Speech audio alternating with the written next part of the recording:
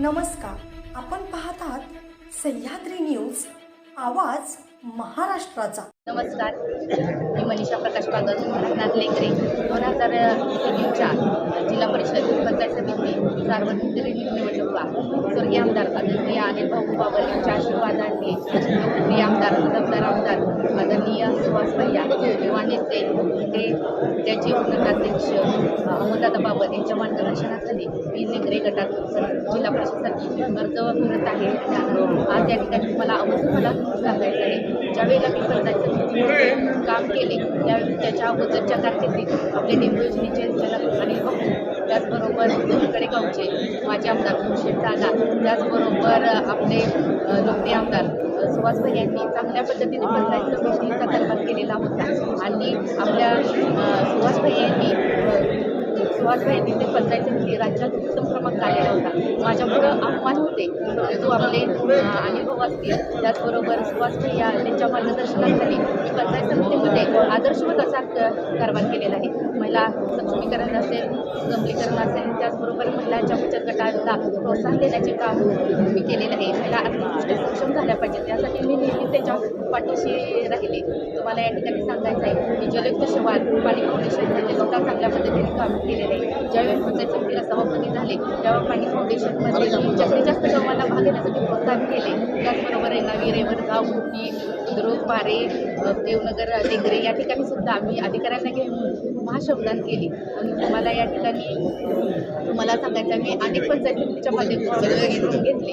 त्यामध्ये पंचायत समिती आली आपल्या दारी या उपक्रमामध्ये जे आपल्या तालुक्यातील वृद्ध महिला असतील, परत पुरुष असतील, त्याचबरोबर शेतात जाणारे सर्व शेतमजूर असतील, त्यांना रोज पंचायत समिती येता येत नव्हतं. त्यासाठी मी अधिकाऱ्यांना घेऊन त्या ठिकाणी गेले आणि ज्या महिलांना जे आपल्या महिलांच्या ज्या योजना असतील त्या ठिकाणी आपली लाडकी बहीण योजना असेल, श्रावणबाळ योजना असेल, परत संजय गांधी निराधार योजना असेल, लेक माझी भाग्यश्री योजना असेल, या योजना महिलापर्यंत पोहोचवल्या आणि त्याचा तुम्ही लाभ घ्यावा. आणि त्याचबरोबर आपला तालुका बेघर राहता कामा नये हा सुद्धा मी उपक्रम राबवला.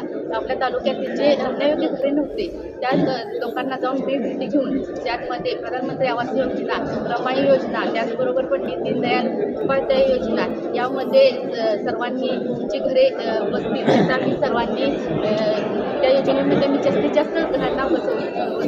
त्याचबरोबर या ठिकाणी तुम्हाला आवर्जून सांगायचे आहे, तालुक्यातील आपल्या आशा असतील, अंगणवाडी सेविका असतील, सिस्टर असतील, यांना नेहमी त्यांच्याशी बरोबर राहून त्यांच्या अडीअडचणी सोडवण्याचा मी प्रयत्न केला. मला सर्वांना मी सांगायचं, आपल्या शाळेच्या बाबतीत सुद्धा आम्ही ठिकठिकाणी आपल्या पंचायत समितीच्या जिल्हा परिषदेच्या शाळा असतील त्या शाळांना भेटी देऊन आपल्या शिक्षण विभाग चांगल्या पद्धतीने कसा राज्यात घडेल त्यासाठी मी स्वच्छ सुंदर शाळा असेल किंवा आपले शाळेमध्ये तुम्ही या ठिकाणी अर्ज दाखल केला आहे, पक्षानं काय वेगळी भूमिका घेतली तर तुमची भूमिका काय असेल? जिल्हा परिषदेसाठी पक्षानं काय वेगळी भूमिका घेतली तर तुमचं निर्णय? मला ते काही माहीत नाही, परंतु मला वाटतंय मी पक्षाबरोबर नेहमी ठाम असेल. आणि मी जे काम केले आहे पंचायत समितीला तुम्हाला सर्वांना माहीत आहे, ज्या पंचायत समितीच्या मी विकासाच्या जोरावर अर्ज भरलेला आहे आणि माझ्या गटातील लेकरे गटातील लोकांनी मला सांगितलेलं आहे.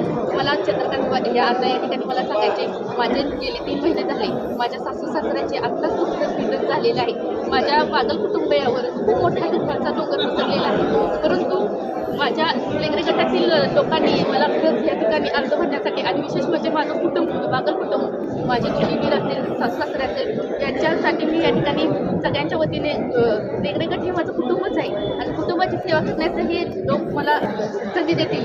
खरंच मला या ठिकाणी चांगली